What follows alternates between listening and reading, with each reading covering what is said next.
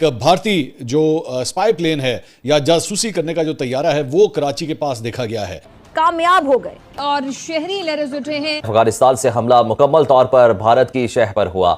जिस वक्त अफगानिस्तान से हमला हो रहा था, अफगान वज़ीर ख़ारजा दिल्ली में थे।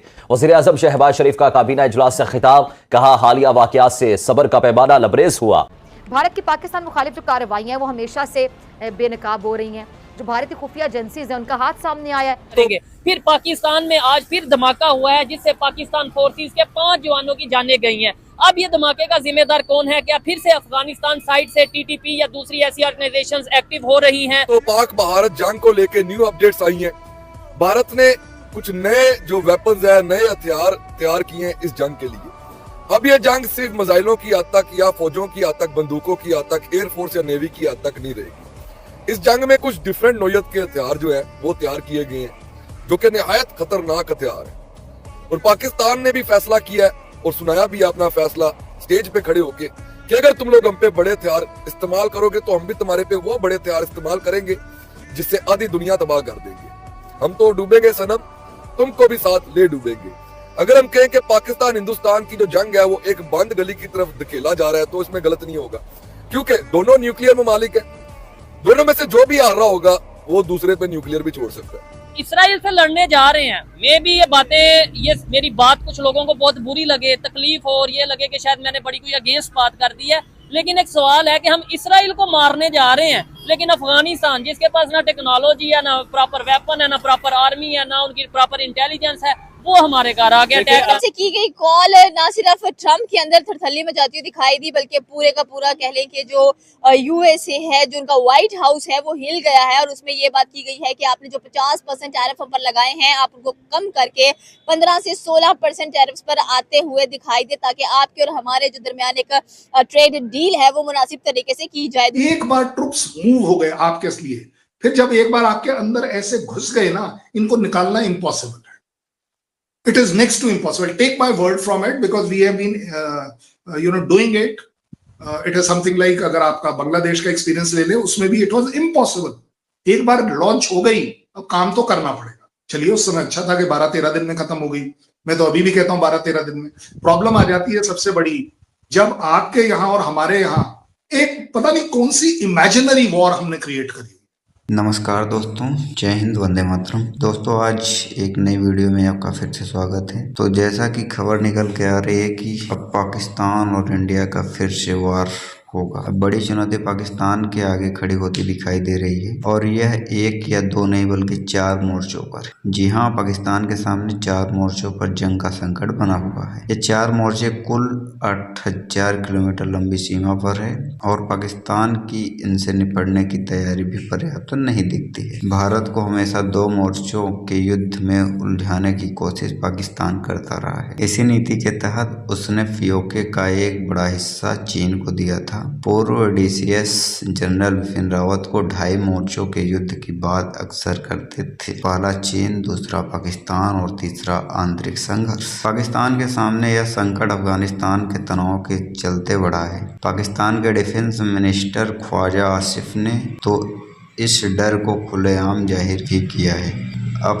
अब जब कहा कि अफगानिस्तान से जंग के दौरान भारत की ओर से हमला हो सकता है। दरअसल पाकिस्तान ने लंबे समय तक अफगानिस्तान में तालिबान को साधने की कोशिश की और भारत के लिए चिंताएं भी बढ़ाई, लेकिन खैबर पख्तून में तनाव और पाकिस्तान तालिबान के साथ तालिबान के रिश्तों ने हालात जटिल बना दिए हैं। अब पाकिस्तान और अफगानिस्तान खुद डूरन लाइन पर लड़ रहे हैं। फिलहाल अफगानिस्तान के मामले में भारत का अपर हैंड है। दरअसल भारत के साथ पाकिस्तान जैसी लंबी 3323 किलोमीटर की सीमा साझा करता है। इसके अलावा अफगानिस्तान से उसका 3430 किलोमीटर का बॉर्डर है। पाकिस्तान की चिंता यह है कि भारत के साथ लगी एलओसी और इंटरनेशनल बॉर्डर पर तो उसने हमेशा बड़े पैमाने पर सेना को तैनात रखा है। पश्चिमी मोर्चे यानी अफगानिस्तान की ओर से उसने कभी इस लिहाज से फोकस नहीं। अब जैसी स्थिति है उसमें अफगानिस्तान भी उसके लिए एक चिंता है। भू राजनीतिक विश्लेषक सुमित अहलवाहत मानते हैं कि यदि अफगानिस्तान और भारत के साथ जंग की स्थिति बनी तो पाकिस्तान 5753 किलोमीटर लंबी सीमा पर व्यस्त होगा। इसके अलावा ईरान के साथ लगती 959 किलोमीटर लंबी सीमा भी उसे सुरक्षित करनी होगी। ऐसा इसलिए क्योंकि इस सीमा से बलूचिस्तान प्रांत लगता है, जहां पहले से ही विद्रोह के हालात हैं। फिर 1046 किलोमीटर लंबी समुद्री सीमा भी कम चुनौतीपूर्ण नहीं है। इस तरह करीब 8000 किलोमीटर की पाकिस्तान सीमा एक जंगी माहौल में तब्दील हो सकती है। उसके लिए राहत की बात 438 किलोमीटर के पीओके वाली वह सीमा है जो चीन से लगती है। पाकिस्तान के जैसे आर्थिक हालात हैं, उस स्थिति में इस तरह की जंग लंबे समय तक लड़ पाना उसके बूते की बात नहीं है। यही कारण है कि अफगानिस्तान जैसे अपेक्षाकृत कमजोर और छोटी सेना वाले देश से भी पाकिस्तान किसी भी हाल में सिर्फ शांति ही चाहता है। फिर पाकिस्तान में आज फिर धमाका हुआ है जिससे पाकिस्तान फोर्सेस के 5 जवानों की जानें गई हैं। अब ये धमाके का जिम्मेदार कौन है? क्या फिर से अफगानिस्तान साइड से टीटीपी या दूसरी ऐसी ऑर्गेनाइजेशंस एक्टिव हो रही हैं? ये नजर आ रही थी, दोनों तरफ से धमकियां नजर आ रही थी। चाहे इंडिया साइड से आप उनके कोई मिनिस्टर्स लगा लें या उनकी आर्मी लगा लें, और पाकिस्तान से भी प्रॉपर धमकियों के जवाब दिए जा रहे थे। दोनों तरफ से धमकियों के मामला थे। लेकिन अब तो जो सब प्रैक्टिकली जंग नजर आ रही है, क्योंकि हिंदुस्तान ने भी प्रॉपर ऐलान कर दिया, मिलिट्री ड्रिल कर रहे हैं वो अपनी, और पाकिस्तान भी कह रहा है कि हम भी भरपूर जो है ना जवाब के मूड में हैं।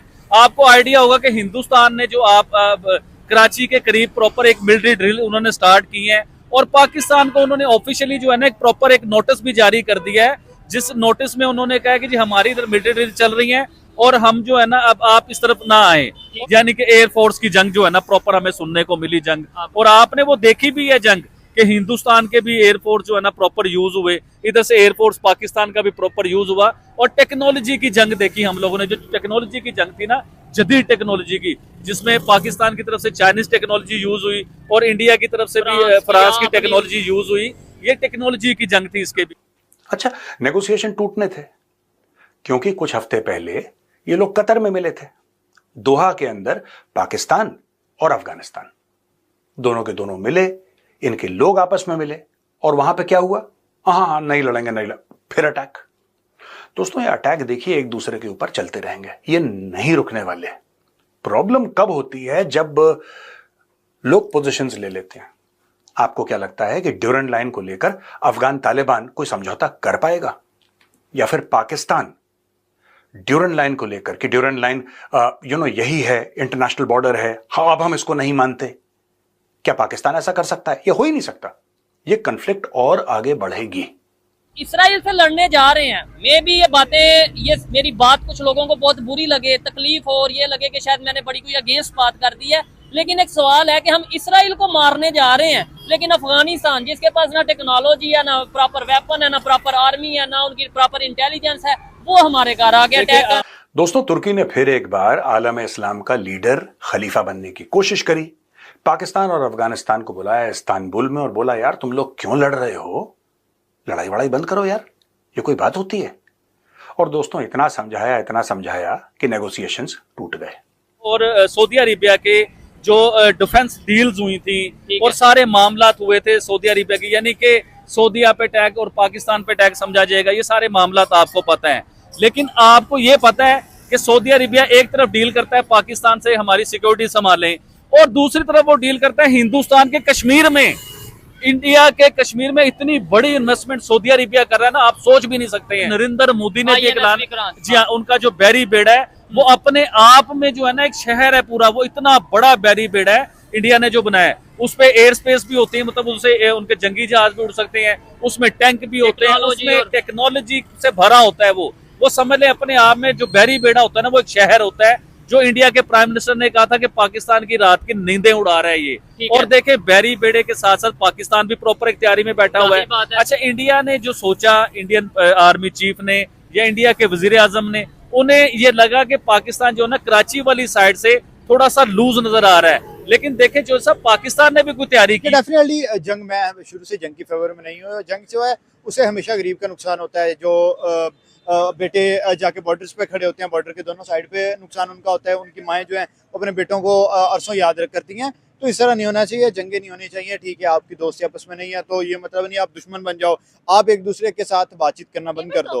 आप वो कहते हैं ना कि टूट गया आपका रिलेशन तो आप मूव ऑन कर जाएं, आप जाके किसी और के साथ जाके दोस्ती बनाएं अपना, और अपना टाइम जो है ना वो वहां जाके गुजारे, उस कंट्री के साथ अपने रिलेशन अच्छे करें। मोदी की जानिब से की गई कॉल ना सिर्फ ट्रम्प के अंदर थरथल्ली मचाती हुई दिखाई दी, बल्कि पूरे का पूरा कह लें कि जो यूएसए है, जो उनका व्हाइट हाउस है, वो हिल गया है। और उसमें ये बात की गई है कि आपने जो 50% टैरिफ पर लगाए हैं, आप उनको कम करके 15 से 16% टैरिफ पर आते हुए दिखाई दे, ताकि आपके और हमारे जो दरमियान एक ट्रेड डील है वो मुनासिब तरीके से की जाए। जब बातचीत चल रही थी दोस्तों पाकिस्तान और अफगानिस्तान के बीच में, मैं बात कर रहा हूं इस्तांबुल की हाल फिलहाल में, तो पाकिस्तान ने एक बड़ा इंटरेस्टिंग बयान दिया कि साहब ये जो अफगान तालिबान वाले हैं, ये लोग जो बातें कर रहे हैं, जो स्टैंड ले रहे हैं, और ये जो स्टेलमेट हो रहा है, यानी कि भाई कहीं आगे नहीं बढ़ रहे, फंसे पड़े हैं एक ही मुद्दे पे, तो कह रहे हैं कि ये जो बात कर रहे हैं ये illogical and detached position on key security issues including cooperation against cross border militancy।